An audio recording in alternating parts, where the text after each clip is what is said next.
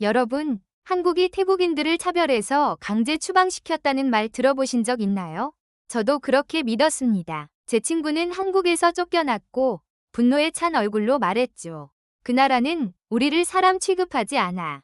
그런데 제가 직접 한국에 와보니 전혀 다른 진실이 보였습니다. 오늘 영상은 제가 숨기고 싶었던 진심과 생명을 잃은 아이들 앞에서 제가 내렸던 가장 중요한 결정에 대한 이야기입니다. 본격적인 이야기 시작 전에 여러분의 좋아요와 구독 1초면 됩니다. 그 작은 클릭 하나가 더 많은 분들께 이 진심이 전해지는데 큰 힘이 됩니다. 그럼 지금부터 시작합니다. 혹시 한국이 태국인들을 차별해서 대거 추방했다는 이야기 들어보셨나요? 저도 처음엔 분노했습니다. 왜 같은 아시아 사람에게 그런 대접을 하지? 친구가 한국에서 쫓겨난 후 저 역시 한국에 대한 감정이 좋지 않았어요. 그런데 어느 날 생각지도 못한 일이 벌어졌고 전 직접 한국으로 가게 됐습니다. 그리고 그곳에서 마주한 진실은 우리가 믿어왔던 것과 너무도 달랐습니다. 이건 제가 외면하고 싶었던 이야기입니다. 하지만 지금은 꼭 들려드려야 할 것 같아요. 느린 피아노 선율 깔리며 점점 고조. 내 친구는 한국에 위해 쫓겨났습니다. 안녕하세요. 저는 태국 북부 치앙마이 출신, 현재 방콕 국립대학교에서 건축학 박사과정을 받고 있는 파차라라고 합니다. 어릴 적부터 사원의 지붕선을 따라가며 그림을 그리던 저는 늘 우리 건축이 세상에서 가장 아름답다는 자부심을 품고 살았습니다. 우아한 곡선, 섬세한 나무 조각, 자연과 어우러지는 전통 양식, 그런 가치들을 지키고 싶었고 그것이 저의 연구 방향이기도 했죠. 그런데 어느 날 한 통의 메시지가 도착했습니다. 오늘 저녁 시간 괜찮아? 한국에서 돌아왔어. 보낸 사람은 제 오랜 친구 위사오였습니다. 3년 전 그는 한국으로 건설 일자리를 찾아 떠났습니다. 처음엔 돈을 벌어 가족을 도우려는 마음뿐이었죠. 저녁에 만난 그는 예전과는 전혀 다른 얼굴이었습니다. 분노, 허탈함, 그리고 무너진 자존심. 그는 술잔을 연거푸 비우며 이렇게 말했습니다. 파차라, 넌 아직 몰라. 한국은 우리를 사람 취급하지 않아. 그냥 값싼 노동력일 뿐이야. 빨리빨리, 효율, 성과 그게 전부야. 인간적인 대우는 없어. 그의 눈빛엔 배신감이 서려 있었습니다. 하루 12시간이 넘도록 일했지만 임금은 자주 밀렸고 기숙사는 창문도 없는 컨테이너였습니다. 그런데도 그는 참고 일했어요. 단지 태국보다 나은 미래를 꿈꿨기에. 하지만 어느 날 비자가 만료되었다는 이유로 그는 새벽에 체포되어 강제 추방을 당했습니다. 그리고 아무런 보호도 항의도 받지 못한 채 혼자서 태국으로 돌아와야 했던 거죠. 그 나라 정말 냉정해. 우린 그냥 숫자야. 쓰고 버리는 존재. 우리 태국 사람들 너무 순진한 거야. 그 말에 저도 고개를 끄덕였습니다. 사실 저 역시 비슷한 생각을 하던 중이었거든요. 최근 저는 태국 전통 건축의 현대적 적용을 주제로 논문을 쓰고 있었습니다. 하지만 정부나 건축계는 자꾸 한국식, 일본식 모델을 따르자고 압박해왔죠. 그게 더 효율적이기 때문이라나요? 그날 밤 위사오와의 대화는 제 생각을 더욱 굳혀주었습니다. 그래, 한국처럼 인간미 없는 방식이 아닌 우리는 우리만의 방식으로 가야 해. 그 이후 제 논문 곳곳엔 서구적 모델의 한계라는 표현이 자주 등장했습니다. 그 중심엔 한국이 있었죠. 그들은 상업성에 물든 건축만 하잖아. 진짜 아름다움이 뭔지도 몰라. 위사오의 이 말이 제 머릿속에 깊이 박혔습니다. 그의 분노, 그의 상처, 그리고 제 자부심이 하나의 감정으로 뒤섞여 있었죠. 그날 밤 방콕의 야경을 보며 다짐했습니다. 나는 끝까지 태국 건축의 영혼을 지켜낼 거야. 한국처럼 일본처럼 되지 않을 거야. 하지만 그 다짐이 얼마나 근거 없는 편견이었는지 그 후 저는 직접 한국에 가서 깨닫게 됩니다. 그리고 그 진실은 제가 생각했던 것과는 전혀 달랐습니다. 하지만 그 일이 벌어졌습니다. 슬프고 비극적인 오케스트라 사운드. 그 일은 정말 갑작스러웠습니다. 평소처럼 연구실에 앉아 설계 도면을 검토하던 오후. 창밖이 살짝 흔들리는 걸 느꼈지만 방콕에선 드문 일이 아니었기에 무심히 넘겼습니다. 그런데 10분쯤 지나 다시금 건물이 크게 흔들렸고 순간 휴대폰 경고음이 요란하게 울려 퍼졌습니다. 미얀마 북부에서 규모 7.8의 강진 발생. 국경 인접 지역에 강한 진동 감지. 심장이 쿵 하고 내려앉았습니다. 왜냐고요? 제가 얼마 전까지 설계에 참여했던 공립학교가 바로 그 국경 근처 태국 북부 상간 마을에 위치해 있었거든요. 서둘러 현장 동료에게 연락을 시도했지만 전혀 연결되지 않았습니다. 그리고 2시간 후 뉴스 속보에서 그 끔찍한 장면이 전해졌습니다. 북부 타파 지역 공립학교 건물 붕괴, 초등학생 4명 사망, 7명 부상. 그 학교였습니다. 바로 제가 설계했던, 제가 태국 전통 건축의 아름다움을 담아낸다고 자부했던 그 학교가 무너졌습니다. 순간 귀가 먹먹해졌고 주변의 모든 소리가 멀어졌습니다. 눈앞이 흐려졌고 다리에 힘이 풀려 의자에 털썩 주저앉았죠. 아이들, 작년 개교식 날 새 교실로 웃으며 뛰어들어가던 아이들. 그 순수한 얼굴이 눈앞을 스쳐 지나갔습니다. 그 아이들이 제 도면 위에 있었던 그 벽과 지붕 아래 깔렸다고요. 내가 만든 건물이 누군가의 생명을 앗아간 거야. 죄책감이 숨통을 조여왔습니다. 눈물이 쏟아졌고 책상 위에 놓인 유리컵이 떨리는 손에 떨어져 산산조각 났습니다. 하지만 유리 파편보다 제 마음이 더 조각나 있었습니다. 그날 밤 윗사오가 찾아왔습니다. 뉴스를 보고 저를 걱정해 찾아온 거였죠. 그는 조용히 제 옆에 앉아 말했습니다. 그래서 내가 그랬잖아. 전통만 고집하는 건 위험하다고. 한국처럼 기술 중심으로 가야 한다니까. 하지만 저는 아무 말도 할 수 없었습니다. 그의 말이 맞을 수도 있었지만 그 말이 제 가슴에 비수처럼 꽂혔기 때문입니다. 제가 그토록 사랑했던 태국의 전통 건축, 그 곡선, 그 아름다움, 그게 아이들의 생명을 앗아간 것만 같았습니다. 나는 잘못된 걸까? 전통은 정말 안전보다 더 중요한 걸까? 그날 밤 저는 창밖을 바라보며 스스로에게 수백 번을 물었습니다. 내가 지키려 했던 전통은 과연 지킬 가치가 있었던 걸까? 태국 사회는 전통을 자랑하지만 그 전통이 누군가의 목숨을 위협한다면 우리는 어디까지 고집할 수 있을까요? 저는 정말 모르겠더라고요. 논문 파일을 열어봤습니다. 태국 전통 건축의 현대적 가치라는 제목. 자랑스럽게 붙였던 그 이름이 이제는 공허한 문장처럼 느껴졌습니다. 마우스로 휴지통 아이콘까지 파일을 끌어갔지만 손가락은 삭제를 누르지 못했어요. 그건 제 자부심이었으니까요. 하지만 동시에 그 자부심이 무너져 내린 순간이기도 했습니다. 여러분이라면 어떻게 하셨을 것 같나요? 아름다움과 안전, 전통과 생명 그 사이에서 당신은 어떤 선택을 하시겠습니까? 진실을 확인하러 한국으로 배경음악 서서히 밝아지는 희망적인 선율 스트링 앤드 피아노. 사고 이후 저는 연구실 문을 닫은 채 며칠을 방 안에서 거의 나오지 않았습니다. 아이들의 죽음이 제 탓인 것만 같았습니다. 그 아이들의 이름 하나하나를 손가락으로 짚으며 마치 용서를 구하듯 그렇게 밤을 지새웠죠. 그러던 어느 날 메이람의 도쿄 내진 건축 세미나 참가자 모집 공지가 도착했습니다. 처음엔 무심히 넘기려다 문화 정체성과 구조적 안전성의 균형이라는 문구에서 시선이 멈췄습니다. 혹시 내가 모르는 무언가가 있을지도 몰라. 그렇게 저는 일본으로 향했습니다. 세계 최고 수준이라 불리는 일본의 내진 기술.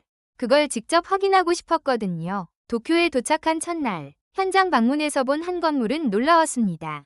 전통 일본 사찰의 곡선미를 살리면서도 규모 9.0의 지진에도 버틸 수 있는 내진 구조를 갖추고 있었어요. 가이드의 설명을 들으며 이게 바로 내가 지향해야 했던 모습이 아닐까 싶었습니다. 그런데 더 충격적인 이야기는 그 다음이었습니다. 이 건물의 핵심 구조 부품은 한국산입니다. 순간 귀를 의심했습니다. 일본 내진 건축의 상징 같은 그 건물에 한국산 기술이 들어가 있다니 그뿐이 아니었습니다. 초고강도 복합 소재, 가변형 댐퍼, 센서 시스템, 하나같이 한국 기업이 만든 기술들이었고 일본 건축가들조차 그 기술력을 높이 평가하고 있었어요. 그 순간 깨달았습니다. 내가 지금껏 얼마나 편협했는지. 전통만 외치며 현대 기술을 배척했고 한국은 상업적이다, 감성이 없다며 내심 무시해왔던 나라였습니다. 그런데 지금 보니 그 한국이 생명을 지키기 위해 기술을 전통과 함께 진화시켜온 나라였던 겁니다. 저는 더 이상 머뭇거릴 수 없었습니다. 도쿄의 야경을 바라보며 처음으로 이렇게 다짐했습니다. 한국에 가야겠다. 진짜를 직접 확인하러. 그렇게 저는 서울행 비행기를 예약했습니다. 낯선 도시로 가는 길, 불안도 있었지만 이상하게 마음 한구석엔 희망의 빛이 피어나고 있었습니다. 한국에서 본 또 다른 진실. 서울의 내진 건축연구소에서 저는 말문이 막혔습니다. 서울에 도착한 첫날 아침, 저는 낯선 도시 속에서 마치 어떤 해답을 찾으러 온 순례자 같았습니다. 건축이라는 이름 아래 전통과 안전 사이에서 길을 잃었던 저는 이제 그 균형을 한국에서 직접 확인하고 싶었죠. 그렇게 도착한 곳은 서울 외곽에 위치한 내진 건축연구소. 외관은 차가운 콘크리트 건물이었지만 문을 열고 들어서자 완전히 다른 세계가 펼쳐졌습니다. 로비 한쪽 벽면에는 세계 각국과의 공동 프로젝트 사진들이 걸려 있었고 그 중에는 동남아의 작은 마을들도 보였습니다. 우리가 몰랐던 한국의 얼굴이 여기에 있구나. 오리엔테이션이 끝나고 첫 실험실 투어가 시작됐습니다. 처음 방문한 곳은 3D 진동 시뮬레이션 실험실. 거대한 벽면 스크린에 실제 지진 데이터를 기반으로 건물이 흔들리는 모습이 실시간으로 시각화되어 있었습니다. 그 정밀도에 눈을 뗄 수가 없었어요. 담당 연구원은 말했습니다. 이 시스템은 미세한 진동까지 감지해 설계 초기 단계부터 약점을 보완할 수 있도록 도와줍니다. 다음으로 이동한 곳은 진동 제어 시스템 개발실. 고층 건물의 중심을 잡아주는 가변형 댐퍼를 직접 보았습니다. 놀라운 건 그 댐퍼의 형태였습니다. 이 디자인은 전통 한옥의 처마 곡선에서 착안한 것입니다. 그 말을 들은 순간 제 가슴이 쿵 하고 내려앉았습니다. 전통이 이 기술의 출발점이 될 수도 있구나. 전통은 박물관에 가둬야 할 것이 아니라 현대 기술과 함께 진화할 수 있는 생명체였어요. 연구원 김 박사는 이렇게 말했습니다. 진짜 한국 건축은 효율보다 생명을 먼저 생각합니다. 사람이 사는 공간은 무너지면 안 되는 이유가 너무 많거든요. 그의 말에 울컥했습니다. 이제껏 제가 공부했던 전통은 형태를 보존하는 데만 집중했지. 그 안에 살아갈 사람들의 안전에 대해서는 깊이 고민하지 않았던 것 같았습니다. 그리고 저는 깨달았습니다. 전통은 기술과 함께 가야 한다는 걸. 그 전통이 아이들의 생명을 앗아가서는 안 됩니다. 그 전통이 국가의 자존심이란 이름으로 고립돼서도 안 됩니다. 한국은 자신들의 뿌리를 지키되 그 뿌리를 더 멀리 뻗어나가게 만들고 있었어요. 기술이라는 가지를 통해서요. 배신이라 불린 선택. 그러나 그날 이후 저는 한국연구소에서 배운 기술을 바탕으로 태국 전통 건축을 다시 바라보기 시작했습니다. 형태가 아닌 철학으로부터 시작된 전통. 그 철학은 사람을 위한 공간을 만드는 것이었습니다. 그리고 그것을 현대기술로 완성하는 일. 그게 제가 해야 할 사명이었습니다. 하지만 그런 저를 가장 가까운 친구, 윗사오는 받아들이지 않았어요. 그는 자신의 SNS에 제 사진과 연구소에서 찍은 영상들, 한국 연구원들과 나눈 대화 일부까지 올려두고는 이렇게 적었습니다. 파차라는 한국의 기술 노예가 됐다. 우리 전통을 버리고 서구 자본의 앞잡이가 되었다. 그 순간 제가 쌓아온 모든 것들이 무너지는 것 같았습니다. 그와 나는 어린 시절부터 함께 지냈고 같은 마을의 흙 냄새를 맡으며 자랐고 같은 사원 앞 계단에서 도시락을 나눠 먹던 사이였습니다. 그런 그가 저를 배신자라고 불렀습니다. 댓글에는 수백 개의 의견이 달렸고 저를 지지하는 사람도 있었지만 윗사오의 말에 동조하는 목소리도 적지 않았어요. 전통을 지키는 게 그토록 잘못된 일이었을까요? 아니, 나는 전통을 더 깊이 사랑하기에 기술을 택한 건데 혼란스러웠습니다. 하지만 그와 말다툼하지 않았습니다. 대신 저는 조용히 글을 하나 썼습니다. 그 글의 제목은 전통을 지키기 위해 나는 기술을 배웠습니다. 그 안에 담은 문장은 단순했어요. 생명을 지키기 위한 기술은 절대 배신이 아닙니다. 우리가 사랑하는 전통을 미래까지 이어가기 위한 선택입니다. 그 글은 천천히 그러나 확실하게 퍼져나갔습니다. 건축 전공 학생들, 현직 건축가들, 그리고 무엇보다 아이들을 키우는 학부모들에게 닿았습니다. 그중 한 댓글은 이렇게 시작됐습니다. 제 조카가 그 학교에 다녔어요. 그날은 아파서 집에 있어서 살아남았습니다. 선생님, 앞으로는 아이들이 웃을 수 있는 학교를 설계해주세요. 그 댓글을 읽고 저는 눈물을 참을 수 없었습니다. 그리고 며칠 뒤 태국 건설부에서 정식 연락이 왔습니다. 그 학교를 다시 설계해 주실 수 있겠습니까? 이제 그 마을은 당신을 기다리고 있습니다. 그 순간 심장이 쿵 하고 울렸습니다.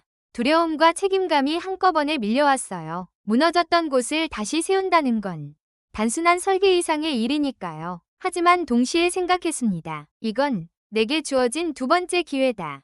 그리고 나 혼자가 아니다. 서울에서 함께 연구한 한국의 기술진들이 저의 프로젝트에 관심을 보였고 기꺼이 협업하겠다는 제안까지 주셨습니다. 한국의 내진 기술, 태국의 전통 건축, 그리고 사람의 생명을 향한 철학이 드디어 하나로 모이는 순간이었습니다. 전통과 미래 사이 그 중심엔 사람, 잔잔한 음악 위로 천천히. 이 영상은 단순히 한 유학생의 특별한 경험담이 아닙니다. 어쩌면 우리가 앞으로 어떻게 살아야 할지에 대한 질문일지도 모릅니다. 우리는 종종 전통과 기술, 문화와 효율, 과거와 미래를 선택의 문제처럼 생각하곤 하죠.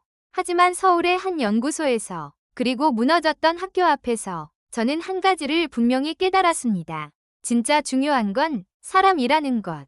사람을 위한 공간, 사람을 위한 기술, 사람을 위한 전통. 그 중심에 사람이 없다면 아무리 아름다운 전통도, 아무리 정교한 기술도 공허해질 뿐입니다. 저는 태국을 대표한다는 자부심으로 전통만을 고집했었습니다. 그리고 친구의 말에만 기대어 한국이라는 나라를 단정 지었죠. 하지만 한국을 직접 경험하고 나서야 제가 보지 못했던 진실들이 보이기 시작했습니다. 놀라운 기술, 정교한 설계, 그리고 그 모든 것 뒤에 있는 진심 어린 사람들의 노력까지. 무너졌던 제 믿음은 다시 한번 사람으로 인해 회복됐습니다. 그래서 이제 저는 이렇게 말하고 싶어요. 한국을 다녀와서 제 시야가 넓어졌습니다. 여러분도 누군가를 판단하기 전에 직접 경험해보세요. 이 영상이 여러분의 마음에도 조용한 질문 하나를 남기길 바랍니다. 우리는 과연 무엇을 지키고 무엇을 배워야 할까요? 음악 잔잔하게 페이드아웃. 당신의 인생도 배움입니다. 오늘 이야기, 여러분 마음속 어디쯤 닿았을까요? 누군가에게는 낯선 나라의 이야기일 수 있고 또 누군가에게는 너무 익숙한 편견일 수도 있었겠죠. 한국은 우리를 차별했다 믿었습니다. 하지만 진실은 달랐습니다. 여기까지 영상 듣는 나 애쓰셨습니다. 지금까지 시청하셨던 내용을 깔끔하게 정리 한번 해드리겠습니다. 저는 태국 치앙마이 출신, 방콕 국립대학교에서 건축학 박사과정을 받고 있는 파차라입니다. 전통을 사랑했고 그 아름다움을 지켜야 한다는 사명감으로 살아왔죠. 그런 저에게 어느 날 충격적인 이야기가 들려왔습니다. 한국에서 돌아온 친구 윗사오. 그는 분노에 가득 차 말했습니다. 한국은 우리를 사람 취급 안 해. 기술만 따지는 차가운 나라야. 그의 말은 제게 큰 영향을 주었습니다. 저는 자연스레 한국에 대한 부정적인 시선을 가지게 되었고 전통 건축을 무시한 채 효율만 추구하는 나라라는 이미지가 머릿속에 자리 잡았습니다. 그런데 그 일이 벌어졌습니다. 제가 설계에 참여했던 태국 북부의 한 공립학교가 대지진으로 무너졌고 어린아이 4명이 목숨을 잃었습니다. 그 순간 저는 무너졌습니다. 내가 사랑했던 전통이 생명을 앗아갔다고? 나는 잘못된 길을 걸어온 걸까? 자책과 슬픔, 혼란 속에서 한동안 제 자신을 잃었습니다. 그리고 그 아이들을 위해서 무언가를 바로잡아야겠다는 생각으로 내진 기술을 배우기 위해 일본 도쿄로 향했습니다. 그곳에서 저는 또 한 번 충격을 받았습니다. 최첨단 내진 시스템, 일본의 건축 기술. 그 핵심에는 놀랍게도 한국산 부품들이 사용되고 있었습니다. 그 말을 들은 순간 제 마음속에 켜켜이 쌓인 편견이 흔들리기 시작했어요. 혹시 내가 너무 편협하게 생각한 건 아닐까? 그래서 저는 결심했습니다. 직접 한국으로 가보자. 진실을 내 눈으로 확인하자. 서울에 도착해 내진 건축 전문 연구소를 찾았습니다. 그리고 그곳에서 저는 말문이 막혔습니다. 전통을 현대 기술로 풀어내는 놀라운 능력, 생명을 지키기 위해 집요하게 안전을 설계하는 철학, 그리고 사람을 중심에 두는 따뜻한 기술. 그 모든 것이 한국에 있었습니다. 그때 깨달았습니다. 진짜 전통은 기술과 함께 걸어가야 한다는 것. 하지만 그런 저의 변화를 친구 윗사오는 받아들이지 않았습니다. 그는 SNS에 저를 공개 비난하며 말했습니다. 넌 한국의 기술 노예가 됐어. 태국의 자존심을 버린 배신자야. 저는 반박하지 않았습니다. 대신 조용히 글을 썼습니다. 생명을 지키기 위한 기술은 절대 배신이 아닙니다. 진짜 전통이란 사람의 생명을 지킬 수 있어야 합니다. 그 글은 태국 건축 커뮤니티에서 큰 반향을 일으켰고 심지어 태국 정부로부터 연락이 왔습니다. 무너졌던 그 학교를 다시 설계해 주시겠습니까? 그 말을 듣는 순간 저는 눈물을 흘렸습니다. 아이들을 떠나보냈던 그 건물, 제가 가장 후회했던 그 공간을 이젠 생명을 지키는 공간으로 다시 태어나게 할 수 있게 된 겁니다. 서울을 떠나는 날, 연구소 김 박사님이 제게 작은 책자를 건네주셨어요. 태국어로 번역된 내진 설계 가이드북. 첫 장엔 이렇게 적혀 있었어요. 기술은 국경을 넘는다. 그리고 책임감은 그 어떤 전통보다 깊다. 그 문장을 보고 저는 깨달았습니다. 한국이 가르쳐준 것은 단순한 기술이 아니라 사람을 위한 진짜 건축의 마음이었어요. 음악 전환 따뜻하고 희망찬 멜로디. 이 이야기가 단순히 한 유학생의 여정을 넘어서 우리 모두에게 묻는 질문이 되길 바랍니다. 당신이 지키려는 전통은 생명을 지킬 수 있습니까? 그리고 누군가를 미워하거나 오해하기 전에 직접 경험하고 직접 대화해보세요. 그 안에 진실이 숨어 있습니다. 진짜 배움은 그곳에서 시작됩니다. 오늘 이야기 마음에 와닿으셨나요? 그렇다면 구독과 좋아요로 여러분의 마음을 표현해주세요. 그리고 여러분의 생각, 댓글로 꼭 나눠주세요. 인생학교, 오늘의 수업은 여기까지였습니다. 다음 시간엔 더 깊은 이야기로 찾아오겠습니다. 감사합니다. 하지만 분명한 건 우리는 모두 배우는 중이라는 것. 인생은 매일이 학교이고 사람과 사람 사이에서 배움은 이어집니다. 오늘 제가 나눈 이 이야기가 누군가의 생각을 조금이라도 넓히는데 작은 도움이 되었길 바랍니다. 만약 그렇다면 구독과 좋아요로 여러분의 마음을 표현해주세요. 그리고 댓글로 여러분의 생각과 경험도 나눠주시면 정말 기쁠 것 같습니다. 세상을 바라보는 눈이 조금 더 따뜻해지는 이야기들 다음 시간에도 함께 나눌게요.